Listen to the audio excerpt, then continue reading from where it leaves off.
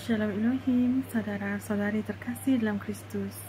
Shalom Elohim dan salam hormat buat ketiga pribadi yang kudus yang telah turun ke tengah dunia ini.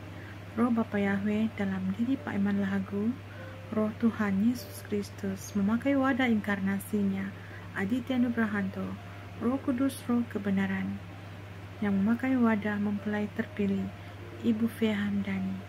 Shalom Elohim, para malaikat Tuhan, para saksi-saksi Tuhan, dan semua anak-anak Tuhan dimanapun kalian berada.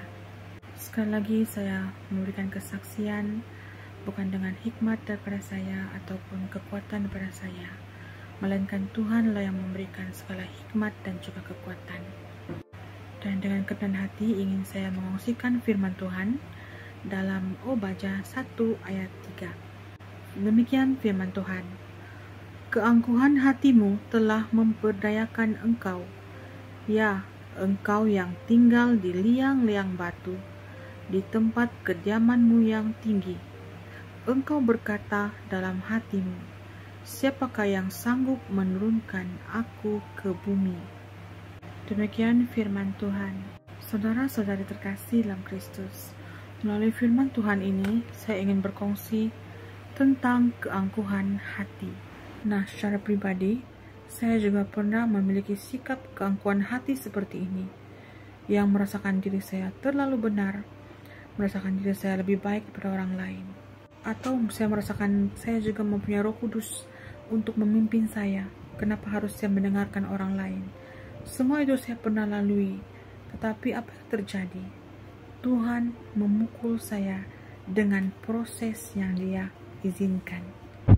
Tuhan menunjukkan sikap saya itu tidak berkenan di matanya. Tuhan menunjukkan bahwa apa yang saya lakukan selama ini adalah keangkuhan hati yang menguasai saya, sehingga saya tidak bisa menerima pendapat atau teguran orang lain dan merasakan saya juga mampu berbuat sedemikian.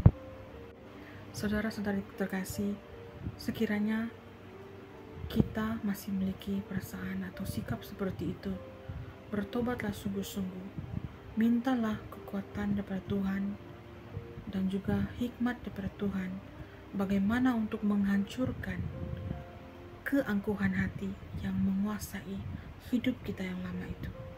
Keangkuhan hati kita itu akan membuatkan diri kita merasa benar.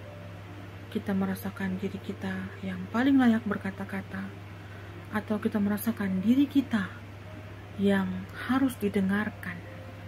Tetapi tanpa kita sadari, keangkuhan hati kita itu telah memperdayakan kita, memperbodohkan kita, sehingga kita hilang rasa takut akan Tuhan, hilang kerendahan hati, hilang kasih dalam diri kita.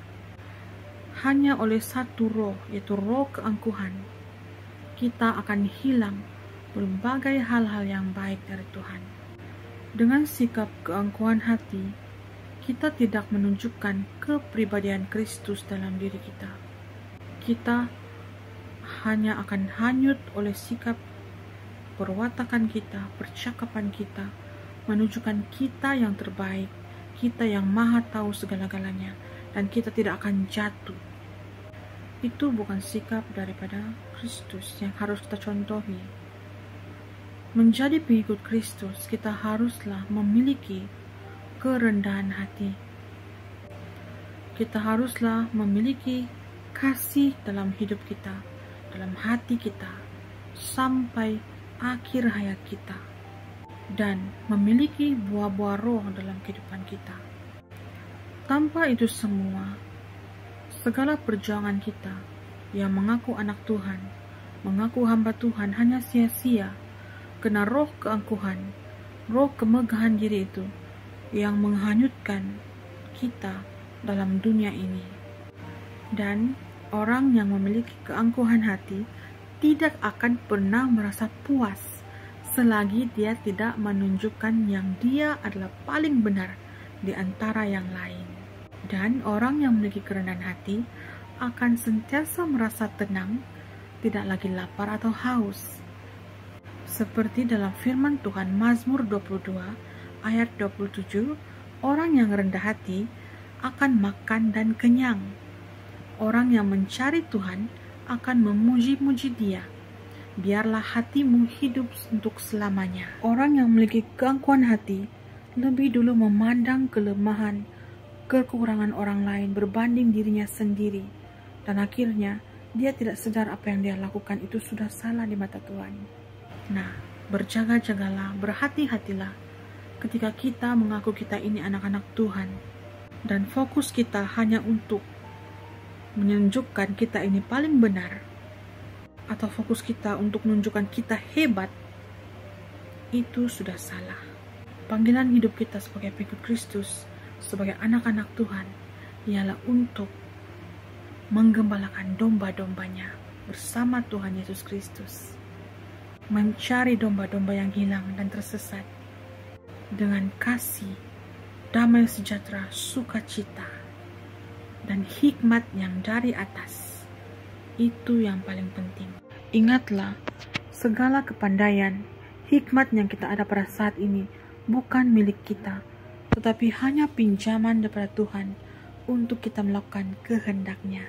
Demikian saja kesaksian saya. Biarlah nama Tuhan yang dimuliakan kini dan selama-lamanya. Haleluya, amin.